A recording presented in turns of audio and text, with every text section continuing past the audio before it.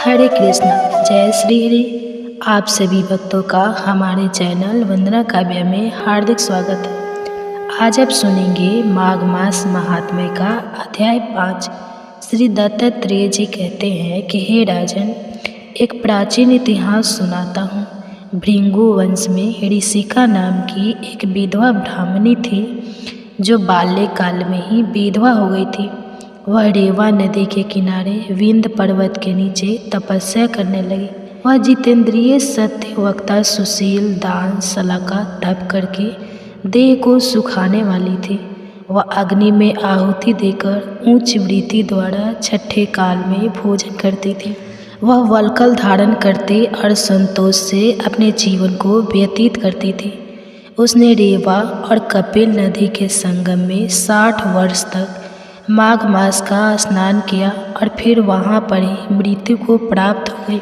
माघ स्नान के फल से वह दिव्य 4000 वर्ष तक श्री विष्णु लोक में वास करके सुंदर और पसंद दैत्यों का नाश करने के लिए ब्रह्मा द्वारा तिलोत्तमा नाम की अप्सरा ब्रह्मा लोक में उत्पन्न हुई।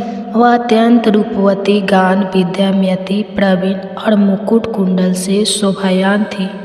उसका रूप, यौवन और सौंदर्य देखकर ब्रह्मा जी भी चकित हो गए। वह कुमारी त्रिलोकी के पवित्र जल में स्नान करके वन में बैठी हुई थी। तब सुंद और उपसन के सैनिकों ने चंद्रमा के समान रूपवती को देखकर अपने राजा सुंद और उपसन के उसके रूप की शोभा का वर्णन किया और कहने लगे कि कामदेव को लज्जित करने वाली ऐसी पर सुंदरी स्त्री हमने कभी नहीं देखी, आप भी चलकर देखें। तब वे दोनों मदिरा के पात्र रखकर वहाँ पर आए जहाँ पर वह सुंदरी बैठी हुई थी और मदिरा के पाने में विवश होकर काम पीड़ा से पीड़ित हुए और दोनों ही आपस में उस स्त्री रत्न को प्राप्त करने के लिए विवादग्रस्त हो गए और फिर आपस में युद्ध करते हुए वहीं समाप्त हो गए। तब उन दोनों को मरा हुआ देखकर उनके सैनिकों ने बड़ा कोलाहल मचाया और तब तिलोत्तमा उनको पर्वत से गिराती हुई 10 दिशाओं को प्रकाशमान करती हुई आकाश में चली गई और देव कार्य सिद्ध करके ब्रह्मा जी के सामने आई। तो ब्रह्मा जी ने प्रसन्नता से कहा कि हे चंद्रवनी, मैंने तुमको सूर्य के रथ पर स्थान दिया। जब तक आकाश में सूर्य स्थित है, नाना प्रकार के भोगों को भोग सोए। हे राजन, वह ब्राह्मणी अभी सूर्य के रथ पर माघ मास स्नान के उत्तम भोगों को भोग रही है। इसलिए श्रद्धावान पुरुषों को उत्तम गति पाने के लिए यत्न के साथ माघ मास का स्नान विधि पूर्वक करना चाहिए। अब सुनिए श्रीमद् भागवत महापुराण की आगे की कथा। तो प्रेम से बोलिए श्रीमद् भागवत महापुराण की जय। सूत जी कहते हैं कि जब द्रौपदी के पुत्रों की अत्यष्टित का कार्य हुआ, उसके बाद पांडव श्री कृष्ण के साथ जलांश के इच्छुक मरे हुए स्वजनों का तर्पण करने के लिए स्त्रियों को आगे करके गंगा तट पर गए। वहाँ उन सब ने मृत बंधुओं को जल दान दिया और उनके गुणों का स्मरण करके बहुत विलाप किया।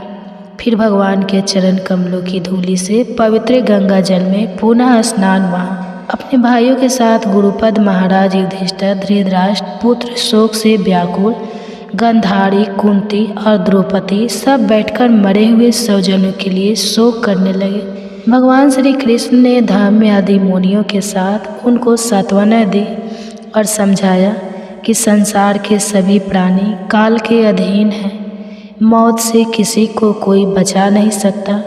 इस प्रकार भगवान श्री कृष्ण ने अजात शत्रु महाराज युधिष्ठिर को उनका वह राज्य सो धूर्त ने छल से छीन लिया था वापस दिलाया तथा द्रौपदी के केशों का स्पर्श करने से जिनकी आयु छीन हो गई थी उन दुष्ट राजाओं का वध कराया। साथ ही युधिष्ठिर के द्वारा उत्तम सामग्रियों से तथा पुरोहितों से 3 अश्वमेध यज्ञ कराए। इस प्रकार युधिष्ठिर के पवित्र यश को 100 यज्ञ करने वाले इंद्र के यश की तरह सब ओर फैला दिया। इसके बाद भगवान श्री कृष्ण ने वहाँ से जाने का विचार किया। उन्होंने इसके लिए पांडवों से विदा ली और व्यास आदि ब्राह्मणों का सत्कार किया। उन लोगों ने भी भगवान का बड़ा ही सम्मान किया। फिर सती और उद्धव के साथ द्वारिका जाने के लिए वे रथ पर सवार हुए। उसी समय उन्होंने देखा कि उत्तरा भय से विवल होकर सामने से दौड़ी चली आ रही है। उत्तरा ने कहा, हे वादी देव जगदीश्वर, आप महायोगी हैं, आप मेरी रक्षा कीजिए, रक्षा कीजिए। आपके अतिरिक्त श्लोक में मुझे अभय देने वाला और कोई नहीं है, क्योंकि यहाँ सभी परस्पर एक दूसरे की मृत्यु के निमित्त बन रहे हैं। प्रभु, आप सर्वशक्तिमान हैं। यह धकते हुए लोहे का बाण मेरी ओर दौड़ा आ रहा है। स्वामी, यह मुझे भले ही जला डाले, परंतु मेरे गर्व को नष्ट न करे, ऐसी कृपा कीजिए। सूत जी कहते हैं, भक्त वत्सल भगवान श्री कृष्ण उसकी बात सुनते ही यह जान गए कि अश्वत्थामा ने पांडव के वंश को निर्वंश करने के लिए ब्रह्मास्त्र का प्रयोग किया है। शौनक जी, उसी समय पांडव ने भी देखा कि जलते हुए 5 बाण हमारी ओर आ रहे हैं, इसलिए उन्होंने भी अपने अपने अस्त्र उठा लिए। सर्वशक्तिमान भगवान श्री कृष्ण ने अपने अनन्य प्रेमियों पर शरणागत पर बहुत बड़ी विपत्ति आई। उन्होंने आई जानकर अपने निज अस्त्र सुदर्शन चक्र से उन निर्जनों की रक्षा की। योगेश्वर श्री कृष्ण समस्त प्राणियों के हृदय में विराजमान आत्मा है। उन्होंने उत्तरा के गर्भ को पांडव की वंश परंपरा चलाने के लिए अपनी माया के कवच से ढक दिया। शौनक जी, यद्यपि ब्रह्मास्त्र अमोघ है और उसके निवारण का कोई उपाय भी नहीं है, फिर भी भगवान श्री कृष्ण के तेज के सामने आकर वह शांत हो गया। यह कोई आश्चर्य की बात नहीं समझनी चाहिए, क्योंकि भगवान तो सर्व आश्चर्यमय है। वे ही अपनी निज शक्ति माया से स्वयं अजन्मा होकर भी इस संसार की सृष्टि, रक्षा और संहार करते हैं। जब भगवान श्री कृष्ण जाने लगे तब ब्रह्मास्त्र की ज्वाला से मुक्त अपने पुत्रों की ओर द्रौपदी के साथ सती कुंती ने भगवान श्री कृष्ण की इस प्रकार स्तुति की। कुंती ने कहा, आप समस्त जीवों के बाहर और भीतर एक रस स्थित है, फिर भी इंद्रियों और वृत्तियों से देखे नहीं जाते, क्योंकि आप प्रकृति से परे आदि पुरुष परमेश्वर हैं। मैं आपको नमस्कार करती हूँ। इंद्रियों से जो कुछ जाना जाता है उसकी तह में आप विद्यमान रहते हैं और अपनी ही माया के पर्दे से अपने को ढके रहते हैं। मैं अबोध नारी आप अविनाशी पुरुषोत्तम को भला कैसे जान सकती हूँ? जैसे मूढ़ लोग दूसरा भेष धारण किए हुए नट को प्रत्यक्ष देखकर भी नहीं पहचान सकते, वैसे ही आप देखते हुए भी नहीं दिखते। आप श्री कृष्ण वासुदेव देवकी नंदन नंद गोप के लाडले लाल गोविंद को हमारा बारंबार प्रणाम है, जिनके नाभि से ब्रह्मा का जन्म स्थान कमल प्रकट हुआ है, जो सुंदर कमलों की माला धारण करते हैं, जिनके नेत्र कमल के समान विशाल और कोमल हैं, जिनके चरण कमलों में कमल का चिन्ह है। श्री कृष्ण, ऐसे आपको मेरा बारंबार नमस्कार है। ऋषिकेश, जैसे आपने दुष्ट कंस के द्वारा कैद की हुई और चिरकाल से शोकग्रस्त देवकी की रक्षा की थी, वैसे ही पुत्रों के साथ मेरी भी आपने बार बार विपत्तियों से रक्षा की है। आप ही हमारे स्वामी हैं। आप सर्वशक्तिमान हैं। युद्धों में अनेक महारथियों के शास्त्र अस्त्रों से और अभी अभी इस अश्वत्थामा के ब्रह्मास्त्र से भी आपने ही हमारा रक्षा की है। जगत गुरु, हमारे जीवन में सर्वदा पद पद पर विपत्तियाँ आती रहे, क्योंकि विपत्तियों में ही निश्चित रूप से आपके दर्शन हुआ करते हैं, और आपके दर्शन हो जाने पर फिर जन्म मृत्यु के चक्कर में नहीं आना पड़ता।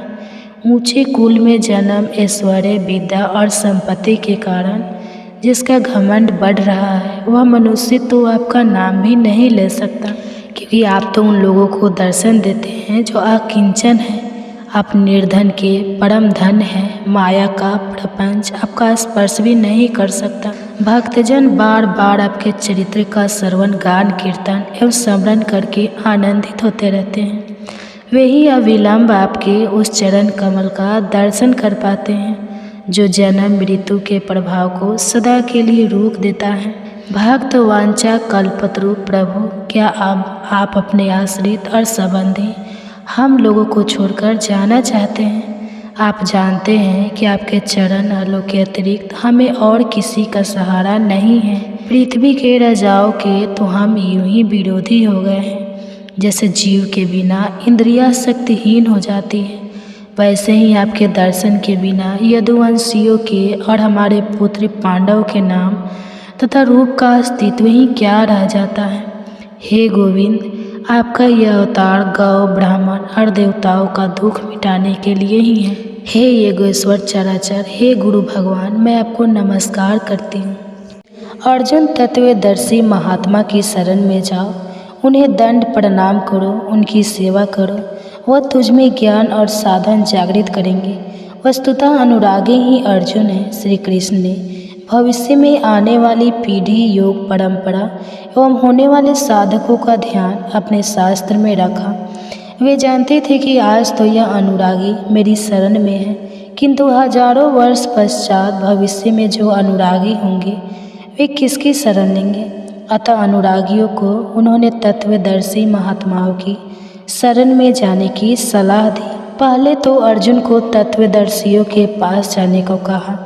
जब स्वयं भगवान ही सामने खड़े थे तो तत्वदर्शियों की शरण में जाने को क्या कहा, क्योंकि श्री कृष्ण स्वयं एक ईश्वर है। 18वें अध्याय में सबके हृदय में ईश्वर का निवास बताते हुए उस ईश्वर की शरण में जाने को कहा और अंत में मानवता भाव से अपनी शरण में आने को कहकर स्पष्ट कर दिया कि तत्वदर्शी महात्मा और श्री कृष्ण का स्तर एक ही है। अध्याय 4 में श्री कृष्ण कहते हैं कि मेरे दिव्य जन्म कर्म को जो तत्व से जानता है वह मुझे ही प्राप्त होता है, और ऐसे बहुत से पुरुष मेरे स्वरूप को प्राप्त कर चुके हैं। बहुत से तत्वदर्शी महात्मा श्री कृष्ण के भाव को प्राप्त हो चुके हैं। इसे और स्पष्ट कहा जाए तो कहना होगा श्री कृष्ण भी परमात्मा भाव को प्राप्त महायोगेश्वर हैं। 4 अध्याय में श्री कृष्ण कहते हैं, चारों वर्णों की सृष्टि मैंने की, तो क्या मनुष्य को 4 भागों में बांट दिया। श्री कृष्ण कहते हैं, नहीं, गुणों के माध्यम से कर्म को 4 श्रेणियों में बांटा। योगेश्वर श्री कृष्ण आराधना को ही कर्म मानते हैं, जिसके द्वारा परम तत्व परमात्मा तक की दूरी तय होती है। श्री कृष्ण ने इसी चिंतन क्रम को गुणों के आधार पर 4 सोपानों में बांटा और कहा कि इनके कर्ता मुझ अव्यक्त स्वरूप को अकर्ता ही जान प्रश्न उठना स्वाभाविक है कि आप करते हैं, फिर भी अकर्ता कैसे बने। कर्मों से आप लिपायमान क्यों नहीं होते। श्री कृष्ण समाधान करते हैं कि कर्मों के फल से मेरी सपरा भी नहीं है। कर्मों अर्थात आराधना का फल है शाश्वत परमात्मा में विलय। परमात्मा अलग होता तो कदाचित श्रीपा भी होती, किंतु वह परमात्मा भी मुझसे विलग नहीं है, अतः कर्मों में मेरी सपराह भी नहीं है। जिस भोजन को आप करते हैं उससे भी श्रेष्ठ भोजन देखकर खाने की इच्छा अवश्य हो, किंतु परमात्मा से श्रेष्ठ जिससे आगे कोई सत्ता है ही नहीं, वह हमें प्राप्त है तो हम ढूंढे किसे, इसलिए उनकी सपराह नहीं है। इतना ही नहीं, उपयुक्त योग्यता के साथ जो भी मुझे जानता है उसे भी कर्म नहीं बांधते। पहले के मुमुक्ष पुरुषों ने यही जानकर कर्म का आचरण किया। अर्जुन, तू भी इसी प्रकार कर तो कर्मों से नहीं बंधेगा। जैसे श्री कृष्ण ने वैसा ही अर्जुन या कोई भी इस सत्तर से जानने वाला साधक बन सकता है। अतः श्री कृष्ण परम तत्व परमात्मा भगवान महायोगेश्वर या जो कुछ भी रहे हो वह स्थान आप सबके लिए भी सुलभ है। अध्याय 9 में श्री कृष्ण कहते हैं कि मैं उस परम का स्पर्श करके परम भाव से स्थित हूँ, किंतु हूँ मानव तन के आधार वाला। मेरी स्थिति को न जानने वाले मूर्ख लोग मुझ परमेश्वर को साधारण मनुष्य मानते हैं, किंतु दैवी संपन्न से युक्त विवेकी की जन मुझे श्रद्धा से जपते हैं। पत्र, पुष्प, फल, जल जो कुछ भी वे अर्पित करते हैं उसे मैं ग्रहण करता हूँ और उनका परम कल्याण करता हूँ। महापुरुष और क्या बोले होते हैं, वे भी साधारण मनुष्य के स्तर से सैन्य सैन्य उत्थान करते करते परम का स्पर्श करके परभाम भाव से स्थित होते हैं। आसुरी संपद वाले उन्हें साधारण मनुष्य ही समझते हैं। दैवी संपद वाले अनन्य श्रद्धा से उन्हें अपने आप को समर्पित करते हैं। 13वें अध्याय में क्षेत्रज्ञ का वर्णन करते हुए श्री कृष्ण कहते हैं कि अर्जुन, यह शरीर ही क्षेत्र है जिसमें भले बुरे संस्कारों के बीच जन्मांतरों तक फल देने वाले हैं। शरीर 3 है, स्थूल, सूक्ष्म और कारण। इन्हें और इसके साथ परम पुरुष को साक्षात्कार के साथ जो जान लेता है वह क्षेत्रज्ञ है, ऐसा उन मनीषियों ने कहा है जो क्षेत्र के तत्वज्ञ हैं। अर्जुन, तू भी मेरे को क्षेत्रज्ञ ज्ञान। यहाँ श्री कृष्ण पहले तो क्षेत्र और क्षेत्रज्ञ का विभाजन करते हैं, फिर उनकी जानकारी वाले महात्माओं को क्षेत्रज्ञ बताकर स्वयं को भी क्षेत्रज्ञ के रूप में प्रकट करते हैं। अतः सिद्ध है कि श्री कृष्ण भी भागवता में स्थित प्राप्त महात्मा है, महायोगेश्वर संपन्न है। 18वें अध्याय में अर्जुन ने श्री कृष्ण से प्रार्थना करते हुए पूछा, महाबाहो, संन्यास और त्याग के तत्व को मैं पृथक पृथक जानना चाहता हूँ। तब योगेश्वर श्री कृष्ण बोले, अर्जुन, बहुत से पंडित कर्मों के त्याग को ही संन्यास कहते हैं। कर्म का तात्पर्य आराधना है, अर्थात जिस आराधना के पीछे लौकिक आशाएं छिपी है उन कामनाओं के त्याग को ही संन्यास कहते हैं। अनेक विचार कुशल पुरुष कर्म फल के त्याग को ही त्याग कहते हैं। कई मनुष्यों का विचार है कि सभी कर्म दोष युक्त हैं, अतः त्याज्य है, तथा दूसरे विद्वान ऐसा कहते हैं कि याग दान और तत्पुरुष कर्म किसी भी काल में त्यागने योग्य नहीं है। हे अर्जुन, उस त्याग के विषय में तू मेरे निश्चय को भी सुने। त्याग 3 प्रकार का कहा गया है, यज्ञ दान और तपरु। कर्म त्यागने योग्य नहीं है। यज्ञ दान और तप तीनों विवेकी पुरुषों को परम पवित्र करने वाला है। यहाँ श्री कृष्ण ने धर्म और साधना के नाम पर प्रचलित विचारधाराओं की समीक्षा की और अपना मत भी प्रतिपादित किया। प्रचलित सभी विचारधाराओं दोषपूर्ण नहीं थी। उनमें से एक धारा यथार्थ भी थी कि बहुत से मनीषियों का कहना है कि यज्ञ दान और तपरूप कर्म त्यागने योग्य नहीं है। उन्हीं मनीषियों के निर्णय को पुष्ट करते हुए श्री कृष्ण ने भी अपना निश्चय सुनाया कि यज्ञ दान और तपरूप कर्म किसी काल में त्यागने योग्य नहीं है। अर्थात भागवत स्वरूप को प्राप्त हुए मनीषी और योगेश्वर श्री कृष्ण का निर्णय एक है और ऐसे महात्मा द्वारा भगवान ही बोलते हैं। श्री कृष्ण के समापन पर एकाग्रचित संजय ने भी श्री कृष्ण का परिचय योगेश्वर कहकर दिया। योगेश्वर उसे कहते हैं जो योगी हो और दूसरों को भी योग प्रदान करने की जिसमें क्षमता हो, योग पर जिसका स्वामित्व हो, यही पूर्णता तथा पूर्ण योगी के लक्षण है। स्पष्ट है कि श्री कृष्ण भी जन्म जन्मांतरों की साधना से संपन्न महायोगेश्वर है। मानव मन की एक बड़ी कमजोरी है कि वह इच्छाओं पर चलते से कतराता है, इस तरह के बहाने ढूंढ लेता है। श्री कृष्ण के सद्गुणों को अपने में ढालने की अपेक्षा यह कहकर संतोष करना चाहता है कि कृष्ण तो अपौरुषेय हैं, अलौकिक थे। जिन कार्यों को उन्होंने किया वे कैसे कर सकता हूँ। वे मानव नहीं भगवान थे, अवतार थे। मनुष्य भगवान को जानता नहीं बल्कि मान लेता है, जबकि श्री कृष्ण आपका आहार करते हैं, प्रोत्साहित करते हैं कि बहुत से साधक मेरे स्वरूप को प्राप्त कर चुके हैं। आप भी उसी पथ का अनुसरण करें और कल्याण के भागी बने। देखिए, अध्याय 13 में क्षेत्रज्ञ की व्याख्या करते हुए योगेश्वर श्री कृष्ण कहते हैं, अर्जुन, यह शरीर ही क्षेत्र है। इसमें बोया हुआ भला और बुरा बीज संस्कार रूप में उगता है और जन्मांतरों तक फल देता है। इसको जो साक्षात जानता है उसे क्षेत्रज्ञ कहते हैं। ऐसा उसके स्वरूप को जानने वाले महर्षियों ने कहा।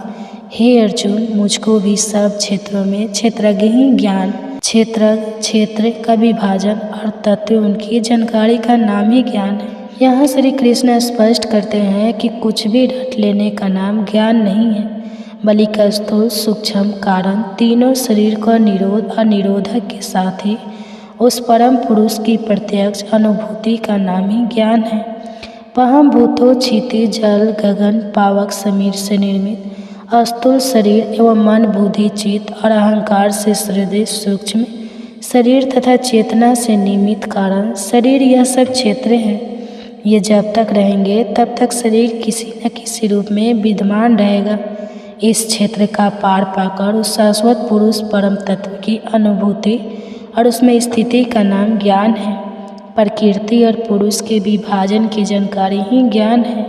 श्री कृष्ण के ही शब्दों में क्षेत्रज्ञ की यह परिभाषा उन महापुरुषों ने दी जो इसके जानकार थे। जो भी इसे जानता है क्षेत्रज्ञ है। वे महापुरुष क्षेत्रज्ञ थे और अर्जुन मैं भी क्षेत्रज्ञ हूँ। अर्थात श्री कृष्ण भी साधना पूर्ण महात्मा है, महायज्ञेश्वर है, जो क्षेत्र में फंसता नहीं बल्कि उसका संचालक है। क्षेत्रज्ञ नहीं होते हैं। विकारों सहित प्रकृति और पुरुष तत्व की साक्षात अनुभूति जो भी कर लेता है वह क्षेत्रज्ञ बन जाता है। महापुरुष के ये स्थिति भगवान ही प्रदान करते हैं। इस स्थिति के साथ ही भगवान के समग्र ऐश्वर्य की अनुभूति होती है। ऐसा महापुरुष परमात्मा में स्थित है जो संपूर्ण जीवात्माओं का केंद्र है, मूल है, उद्गम स्थल है। इसलिए कोई आत्मा कहीं से चिंतन करती है, ऊपर उठती है तो तत्क्षण वह क्षेत्रज्ञ उसको संचाल प्रदान करेगा, दिशा निर्देशन करेगा। वह एक साथ सहस्त्रों को जानता, उसके मनोगत भागों के अनुसार उन्हें निर्देशित करता है, एक साथ उनके भाव को तौलता है, फल के साथ उनका उत्थान कराते हुए अपने क्षेत्रज्ञ रूप में स्थित पतन उन्हें चलाता है। यही उस क्षेत्रज्ञ की सर्वज्ञता है। हजारों लोग याद करें अथवा अनंत क्षेत्रज्ञ एक साथ सब में संचारित हो जाएगा। उसे कुछ करना नहीं पड़ता क्योंकि वह सबके मूल केंद्र में स्थित है। महापुरुषों की यह विशेषता है कि जिस साधक ने उन्हें हृदय से पकड़ा तत्क्षण उसकी आत्मा से जागृत होकर अमित्र होकर उसका पथ संचालन करने लगते हैं और क्रमशः प्रकृति के द्वंद्वों से निकलते हुए सैन्य उत्थान कराते हुए क्षेत्रज्ञ का विभाजन तथा तत्व की अनुभूति साधक को भी करा देते हैं। फिर तो साधक भी क्षेत्रज्ञ हो जाता है। श्री कृष्ण कहते हैं मैं ही क्षेत्रज्ञ हूँ, ऐसा नहीं है, अपितु जो भी जान लेता है वह क्षेत्रज्ञ है। मैं क्षेत्रज्ञ हूँ तो आप भी बन सकते हैं। मानव अथवा जड़ चराचर ही अर्थ मूल प्रकृति मन बुद्धि चित्त अहंकार और चेतना का विकार है। क्षेत्रज्ञ इन सभी को जानता है, उनका संरक्षण भी करता है। धर्मात्मा पांडव कौरव के षड्यंत्र से धूत में इंद्रप्रहस्त हार गए। चक्रवर्ती सम्राट युधिष्ठिर भाइयों और द्रौपदी के साथ वन की ओर चले।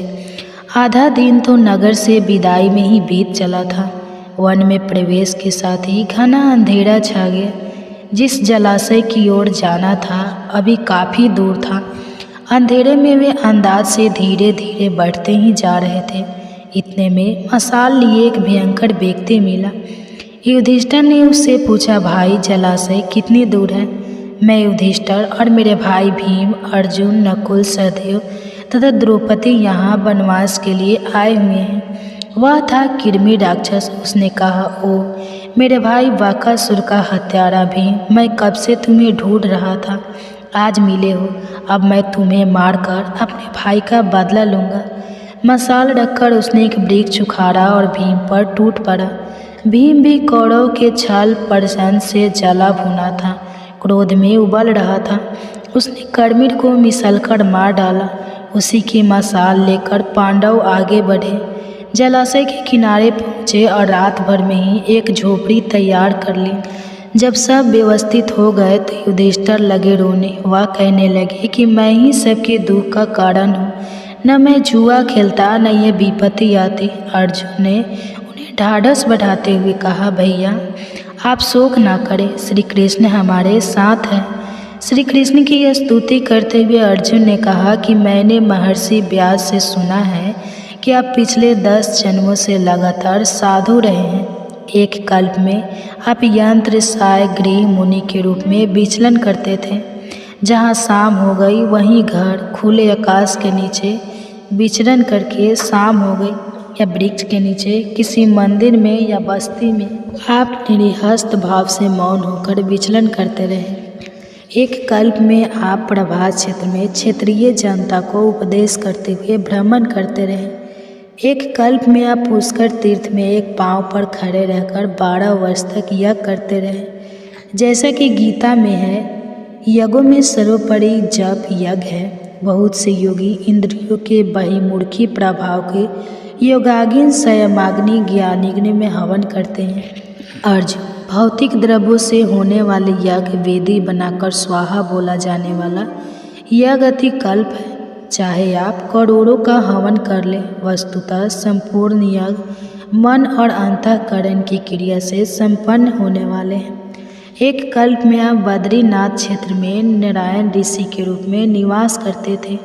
एक कल्प में आप ही विष्णु थे, भगवान भी कहलाए। एक कल्प में आपने वामन के रूप में अवतार लिया, लेकिन थे अधूरे। इस कल्प में परम तत्व का स्पर्श कर परम भाव में स्थित साक्षात परमात्मा आप हमारे साथ है। हमें आपका ही सहारा है। स्पष्ट है कि भगवान श्री कृष्ण अनेक जन्मों से साधना में लगे हुए महान योगेश्वर थे। दुर्योधन पांडवों के अहित चिंतन में लगा ही रहता था। उन्हीं दिनों अपने क्रोध के लिए प्रसिद्ध तपोधन दुर्वासा हस्तिनापुर पधारे। वह आते ही बिगड़ पड़े, क्योंकि कुरुवंशियों तुम लोगों के अंदर कोई श्रद्धा दिखाई नहीं देती। दुर्योधन भुनभुनाया कि इस महात्मा ने तो नाक में दम कर रखा था। शकुनी बोला, नहीं भैया, ये महात्मा बड़े काम के होते हैं। श्राप तो इनकी नाक पर रहता है, इनकी अभ्यर्था करो। दुर्वासा बोले, यह क्या बड़बड़ कर रहा है? शकुनी ने कहा, भगवान यह कह रहा है कि हमारे भाई पांडव होते तो आज आपका दर्शन और सेवा कर धन्य हो जाते। वे लोग समीप के वन में हैं, उन्हीं के लिए यह दुखी है। दुर्वासा ने कहा, ओह, ऐसा भाई स्नेह देखकर हमें प्रसन्नता हुई। हम आज ही उन पर भी कृपा करेंगे। अपने शिष्य मंडली के साथ दुर्वासा वन में युधिष्ठिर की ओर चल पड़े। दुर्योधन बहुत खुश हुआ कि जंगल में साधनहीन पांडव अचानक इतने महात्माओं के भोजन की व्यवस्था कैसे कर पाएंगे? क्रोधी महर्षि के श्राप से कैसे बचेंगे? अब तो उनका विनाश निश्चित है। महर्षि को देखकर भाइयों सहित युधिष्ठिर ने प्रणाम किया। दुर्वासा ने कहा, राजन, हम स्नान संध्या कराते हैं, तब तक आप हमारे भोजन का प्रबंध करें। शिष्यों के साथ वह स्नान ध्यान के लिए चले गए। युधिष्ठिर ने द्रौपदी की ओर देखा। द्रौपदी ने कहा, आप सबके भोजन के उपरांत मैंने भगवान सूर्य का दिया हुआ अक्षय पात्र स्वच्छ करके रख दिया है। अब तो रात्रि में ही उससे भोजन मिल सकता है। युधिष्ठिर ने कहा, तब तो महर्षि दुर्वासा के शाप से बचना असंभव है। संकट ही इस घड़ी में द्रौपदी ने भगवान श्री कृष्ण का स्मरण किया। प्रभु, जैसे आपने कौरव सभा में मेरी लाज रखी, वैसे ही यहाँ भी रख लेना। तब तो आपकी कृपा से हम बच गए थे। अब बचना कठिन लग रहा है। वह लगी स्मरण करने की प्रभु रक्षा करे। इन महात्माओं को कहाँ से खिलाओ? इतने में भगवान श्री कृष्ण रथ से आते हुए दिखाई पड़े। वह आते ही बोले, द्रौपदी, बड़े जोर की भूख लगी है, तुम्हारे अक्षय पात्र में कुछ हो तो खिलाओ। द्रौपदी ने कहा, भगवान, अब आप ही लगे हम सबका उपहास करने। अक्षय पात्र तो मैंने स्वच्छ करके रख दिया है, अब उससे भोजन कैसे मिलेगा? भगवान ने कहा, अक्षय पात्र लाओ, देखते हैं। उन्होंने देखा, कोने में एक चावल पड़ा रह गया था। भगवान ने कहा, इतना बहुत है द्रौपदी, इससे तो सारी सृष्टि तृप्त हो जाएगी। कहते हुए उन्होंने उस चावल अपने मुख में डाल लिया। जलाशय में स्नान करते हुए महात्माओं को डकारे आने लगे। दुर्वासा ने शिष्यों से कहा, आज तो पेट कुछ अधिक ही भर लगता है। शिष्यों ने कहा, हाँ भगवान, भोजन के लिए तनिक भी जगह नहीं है। महर्षि ने कहा, युधिष्ठिर का भाई भीम बुलाने आता ही होगा, तो वहाँ क्या खाएंगे? ऐसा करते हैं, चलो निकल चले। वह शिष्य मंडली के साथ चुपचाप खिसक गए। विलम्ब होने पर युधिष्ठिर ने कहा, महात्मागण अभी आए नहीं। नकुल देखो तो। भगवान ने कहा, भैया रहने दे, वे विचरणशील महात्मा किसी अन्य के अतिथि हो गए होंगे। अब अपना कुशल क्षेम बतलाइए। भगवान ने उन्हें सांत्वना देते हुए कहा, राजन, किसी परिस्थिति से घबराना नहीं चाहिए।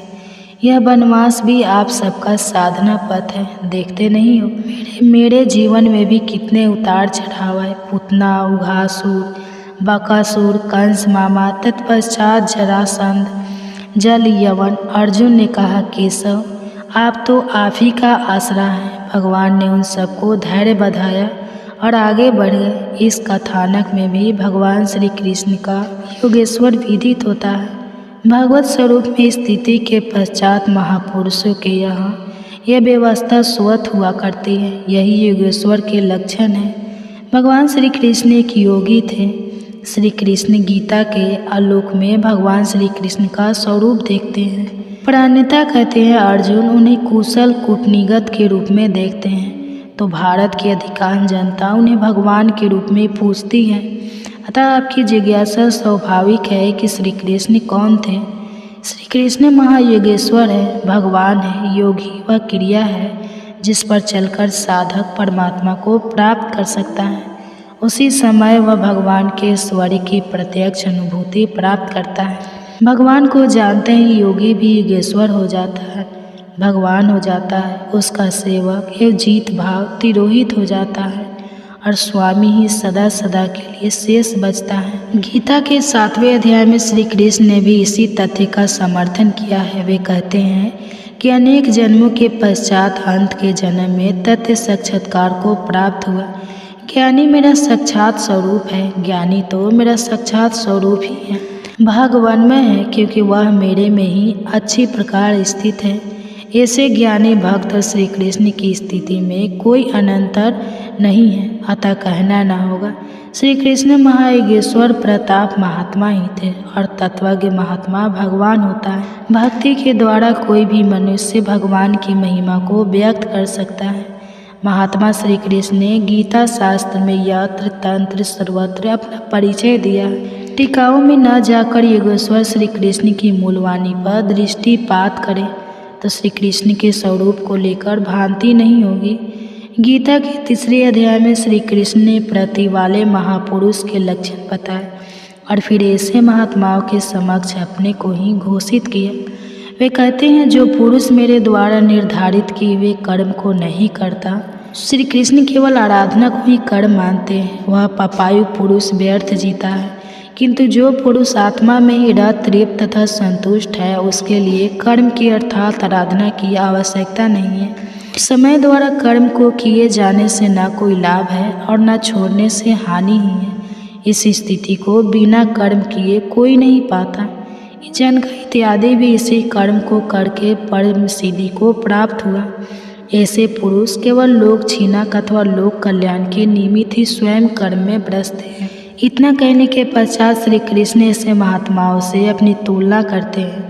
कौन कहते मुझे भी प्राप्त होने योग्य किंचित मात्र वस्तु अब अप्राय नहीं है, अर्थात मैं भी आत्म तृप्ति हूँ। महात्माओं की तरह मुझे भी अब कर्म करने की आवश्यकता नहीं है। फिर भी पिछले वालों के हित की इच्छा से मैं भाली प्रकार कर्म में बरता हूँ। इस प्रकार श्री कृष्ण ने महापुरुषों से अपनी तुलना करते हुए संकेत किया कि वे भी भागवत स्वरूप को प्राप्त महापुरुष हैं। 2 अध्याय में श्री कृष्ण कहते हैं कि आत्मा अपरिवर्तनशील, न सूखने वाला, न जलने वाला, न गलने वाला, नित्य व्यापक, अचल और सनातन है। इसी आत्मा को साक्षात जानना ही सनातन धर्म है।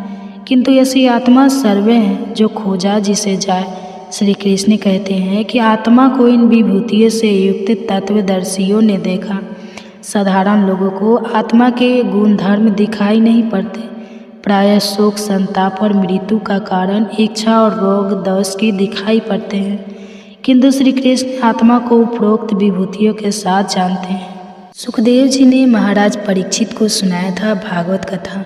सर्वप्रथम सच्चिदानंद स्वरूप भगवान श्री कृष्ण को हम नमस्कार करते हैं, जो जगत की उत्पत्ति, स्थिति और विनाश के हेतु तथा आध्यात्मिक आदि, दैविक और आदि भौतिक तीनों प्रकार के ताप का नाश करने वाले हैं। जिस समय श्री सुखदेव जी का योग पवित्र संस्कार भी नहीं हुआ था तथा लौकिक वैदिक कर्मों के अनुष्ठान का अवसर भी नहीं आया था, तभी वे भगवान की प्रेरणा से संन्यास मार्ग को निकल पड़े। उस समय उन्हें अकेले ही संन्यास लेने के लिए घर से जाते देखकर उनके पिता व्यास जी विरह से कातर होकर पुकारने लगे, पुत्र पुत्र तुम कहाँ जा रहे हो। उस समय सुखदेव जी अपने वैराग्य ध्यान में तन्मय थे। उनके तन्मय होने के कारण उस समय वृक्षों ने श्री सुखदेव जी की ओर से उत्तर दिया था, ऐसे सर्वभूतेषु निवर शौनक जी ने नैमिष सारनाथ क्षेत्र में विराजमान महामति सूत जी को नमस्कार करके उनसे पूछा कि हे महामुनि सूत जी, आपका ज्ञान अज्ञान के अंधकार को नष्ट करने के लिए करोड़ों सूर्य के समान है। आप हमारे कानों के लिए रसायन अमृत स्वरूप सार गर्भित कहिए। भक्ति ज्ञान और वैराग्य से प्राप्त होने वाले महान विवेक की बुद्धि किस प्रकार होती है तथा वैष्णव लोग किस तरह इस महामोह से अपना पीछा छुड़ाते हैं। इस घोर कली काल में जीव प्रायः आसुरी स्वभाव के हो गए हैं। विविध कलेश से आक्रांत इन जीवों को शुद्ध अर्थात दैवीय शक्ति संपन्न बनाने का सर्वश्रेष्ठ उपाय क्या है? हे महामुनि सूत जी, आप हमें कोई ऐसा स्वास्थ्य साधन बताइए जो सबसे अधिक कल्याणकारी तथा पवित्र करने वालों में भी पवित्र हो तथा जो भगवान श्री कृष्ण की प्राप्ति करा दे। चिंतामणि केवल लौकिक सुख दे सकती है और कल्प वृक्ष अधिक से अधिक स्वर्गीय संपत्ति दे सकता है, परंतु गुरुदेव प्रसन्न होकर भगवान का योगी दुर्लभ नित्य बैकुंठ धाम दे देते हैं। सूत जी ने कहा, शौनक जी, तुम्हारे हृदय में भगवान का प्रेम है, इसलिए मैं विचार कर तुम्हें संपूर्ण सिद्धांतों का निष्कर्ष सुनाता हूँ जो जन्म मृत्यु के भय का नाश कर देता है, जो भक्ति के प्रभाव को बढ़ाता है और भगवान श्री कृष्ण की प्रसन्नता का प्रधान कारण है। मैं तुम्हें वह साधन बतलाता हूँ, उसे सावधान होकर सुनो। श्री सुखदेव मुनि ने कलयुग में जीवों के काल रूपी सर्प के मुख का प्राप्त होने के त्रास का अंत्यातिक नाश करने के लिए श्रीमद् भागवत शास्त्र का प्रधान चुन किया। मन की शुद्धि के लिए इससे बढ़कर कोई साधन नहीं है। जब मनुष्य के जन्म जन्मांतर का पुण्य उदय होता है तभी उसे इस भागवत शास्त्र की प्राप्ति होती है। सुखदेव मुनि राजा परीक्षित को यह कथा सुनाने के लिए सभा में विराजमान हुए। तब देवता लोग उनके पास अमृत का कलश लेकर आए। देवता अपना काम बनाने में बड़े कुशल होते हैं, अतः यहाँ अभी सबने सुखदेव मुनि को नमस्कार करके कहा, आप यह अमृत लेकर बदले में हमें कथा अमृत का दान दीजिए। कहा, आप यह अमृत लेकर बदले में हमें कथा अमृत का दान दीजिए। इस प्रकार परस्पर विनिमय अर्थात अदला बदली हो जाने पर राजा परीक्षित अमृत का पान करें और हम सब श्रीमद् भागवत स्वरूप कथा अमृत का पान करेंगे। इस संसार में कहाँ कांठ और कहाँ महामूत मणि तथा कहाँ सुधा और कहाँ कथा। श्री सुखदेव जी ने यह सोचकर उस समय देवताओं का प्रस्ताव अस्वीकार कर दिया। उन्हें शक्ति शून्य अर्थात कथा का अनाधिकारी जानकर कथा अमृत का दान नहीं किया। इस प्रकार ये श्रीमद् भागवत की कथा देवताओं को भी दुर्लभ है। पूर्व काल में श्रीमद् भागवत के श्रवण से ही राजा परीक्षित की मुक्ति देखकर ब्रह्मा जी को भी बड़ा आश्चर्य हुआ था। उन्होंने सत्यलोक में तराजू बांधकर सब साधनों को तोला। अन्य सभी साधन तोल में हल्के पड़ गए। महत्व के कारण भागवत ही सबसे भारी रहा। यह देखकर सभी ऋषियों को बड़ा विस्मय हुआ। उन्होंने कलयुग में इस भागवत रूप भागवत शास्त्र को ही पढ़ने और सुनने से तत्काल मोक्ष देने वाला निश्चित किया। सप्ताह विधि से श्रवण करने पर यह निश्चय भक्ति प्रदान करता है। पूर्व काल में इसे दया प्रायण सनकादि ने देवर्षि नारद को सुनाया था। यद्यपि देवर्षि ने पहले ब्रह्मा जी के मुख से इसे श्रवण कर लिया था, तथापि सप्ताह श्रवण की विधि तो उन्हें सनका आदि ने ही बताई थी। शौनक जी ने पूछा, संसारिक प्रपंच से मुक्त एवं विचलन सब नारद जी का सनका आदि के साथ शिव कहाँ हुआ और विधि विधान के श्रवण में उनकी प्रीति कैसे हुई? सूत जी ने कहा, अब मैं तुम्हें वह भक्तिपूर्ण कथानक सुनाता हूँ जो श्री सुखदेव जी ने मुझे अपना अनन्य शिष्य जानकर एकांत में सुनाया था। एक दिन विशालापुरी में वे चारों निर्मल ऋषि सत्संग के लिए आए। वहाँ उन्होंने नारद जी को देखा। सनकादि ने पूछा, ब्रह्मा ऋषि, आपका मुख उदास क्यों हो रहा है? आप चिंता कैसे हैं? इतनी जल्दी जल्दी अब कहाँ जा रहे हैं और आपका आगमन कहाँ से हो रहा है? इस समय तो आप उस पुरुष के समान व्याकुल जान पड़ते हैं जिसका सारा धन लूट गया हो। आप जैसे आसक्ति रहित पुरुषों के लिए यह उचित नहीं है। इसका क्या कारण है, कृपया हमें बतलाइए। तब नारद जी ने कहा, मैं सर्वोत्तम लोक समझकर पृथ्वी में आया था।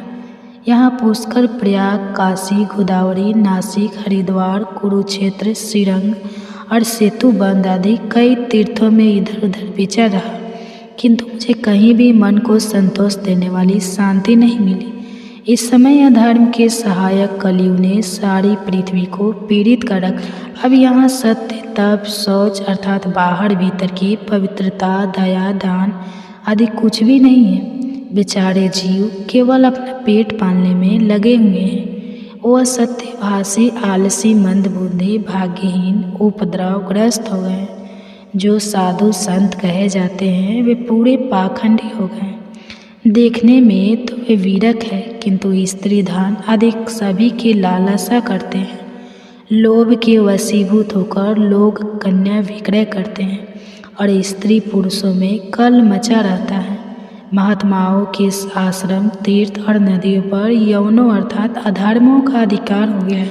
उन दुष्टों ने बहुत से देवालय भी नष्ट कर दिए हैं। मैं इस समय यहाँ न योगी हैं, न सिद्ध है, न ज्ञानी है और न कोई सत्कर्म करने वाला ही है। सारे साधन इस समय कली रूप दावानल से जलकर भस्म हो गए। इस कलयुग में सभी क्रय विक्रय में लगे हैं। ब्राह्मण लोग पैसा लेकर वेद पढ़ाते हैं और स्त्री पुरुष उपभव जलीय। सुनिए, वहाँ मैंने एक बड़ा आश्चर्य देखा। वहाँ एक युवती स्त्री खीन मन से बैठी थी। उसके पास तो वृद्ध पुरुष अचेत अवस्था में बड़े जोर जोर से सांस ले रहे थे। वह तरुणी उनकी सेवा करती हुई कभी उन्हें चेत कराने का प्रयास करती और कभी उनके आगे रोने लगती थी। वह अपने शरीर के रक्षक परमात्मा को दसों दिशाओं में देख रही थी। उसके चारों ओर सैकड़ों उसे पंखा झड़ रही थी और बार बार समझाती जाती थी। दूर से यह सब चरित्र देखकर मैं कौतूहल वंश उसके पास चला गया। मुझे देखकर वह युवती खड़ी हो गई और बड़ी व्याकुल होकर कहने लगी, सुनिए महात्मा जी, क्षण भर यहाँ ठहर जाइए और मेरी चिंता को भी दूर कर दीजिए। ऐसा प्रतीत हो रहा है कि आपका दर्शन तो संसार के सभी पापों को सर्वथा नष्ट कर देने वाला है। आपके वचनों से मेरे दुख की भी बहुत कुछ शांति हो जाएगी, ऐसा मुझे अनुभव हो रहा है। मनुष्य का जब महान भाग्य होता है तभी आपके दर्शन हुआ करते हैं।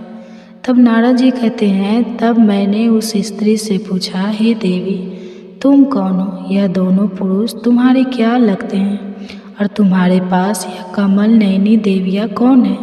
तुम हमें विस्तार से अपने दुख का कारण बताओ। युवती ने कहा, मेरा नाम भक्ति है। यह ज्ञान और वैराग्य नामक मेरे पुत्र हैं। समय के फेर से ही यह ऐसे जर्जर हो गए हैं और यह देवियाँ गंगा जी आदि नदियाँ हैं। यह सब मेरी सेवा करने के लिए ही आई है। इस प्रकार साक्षात देवी के द्वारा सेवित होने पर भी मुझे सुख शांति नहीं है। हे तपोधन, आप ध्यान देकर मेरा वृत्तांत सुनिए।